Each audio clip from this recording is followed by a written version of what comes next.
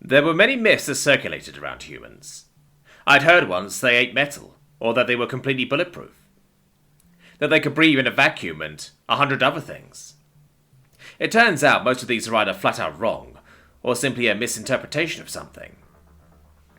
It is true that humans need to eat iron, but they're far from the only species that does, and they don't eat it in metallic form.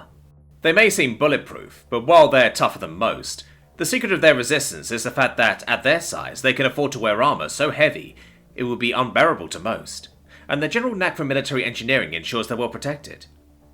Humans, as a whole, are all too happy to let these myths propagate. It's good publicity, and they seem to find it hilarious, at least according to what Amari told me. Living with a human on board dispelled most of these myths. Over and out, if you disregard the fact they were giants, they were generally similar to most everyone else, just turned up to 11.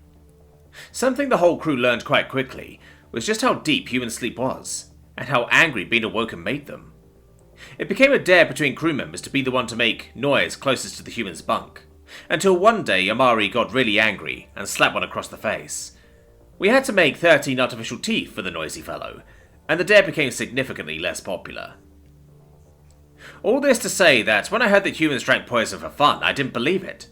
I'd seen Amari eat, and if you disregarded the quantity consumed, he ate about the same things as us. That was until one day, in the Chrome Comet's infirmary, where we had to deal with someone who had drunk something she shouldn't have. Yup, that's toxic as all hell, declared Medic Maljam, our ship physician, after scanning the contents of the bottle. I don't feel so good, whimpered crewmate Hithith, before retching for the 17th time. Only bile was coming up by then, but her body didn't seem to think itself purged enough. Well, maybe you shouldn't drink liquid from a stolen bottle you can't even read the label of. Although he should have told us if he was carrying toxic materials, the captain said, exasperated. I'm sure he'll clear it up soon enough, I said. Amari had been nothing but honest and helpful since arriving on the ship, and I had trouble imagining what he would do with that liquid death. Maybe it was a cleaner for that strange handgun of his. It's a good thing she spat most of it out. 20 fluid units of that, and you were dead. Well, I could have saved you, but you know, Maljam said, patting the puking crewmate's back. Amari entered, ducking under the door as he walked into the infirmary and greeted the captain and I. Captain, ma'am, what's this about? The Colossus said. Care to tell me what this is? And why you didn't declare it to us? And why a bottle of poison was on your goddamn desk instead of secure in a locker? The captain said, lifting the glass bottle up to Amari's face. Poison? Amari said, confused. That's not poison, that's rum. I don't care what its name is or if it's intended to be used as a poison. What I care about is the fact that you just kept toxic fluids in a glass container, unprotected, and without even telling us. Amari grabbed the bottle from in front of his face, looking at the amount of fluid before looking over at Hithith, still gasping for breath by her puke bucket. Am I honestly being reprimanded for keeping strong drinks on board?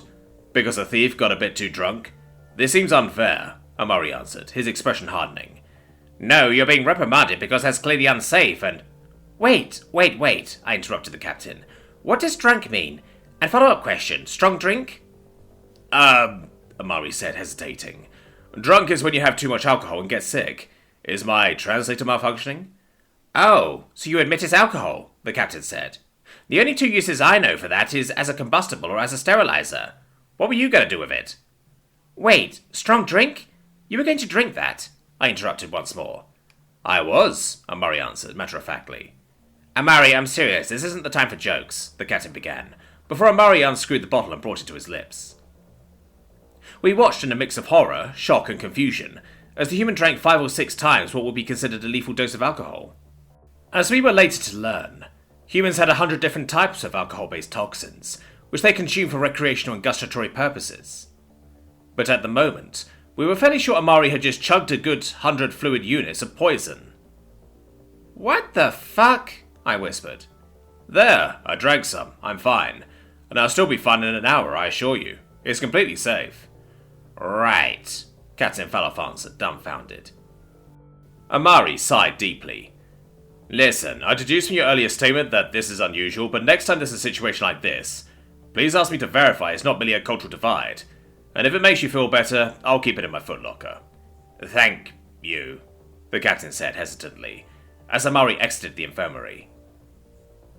We made sure in the future not to jump to conclusions, if only not to feel such shock again. Rumours that Amari's room was filled with items which were common to him but dangerous to us spread like wildfire through the ship, and no other theft of Amari's belongings were reported.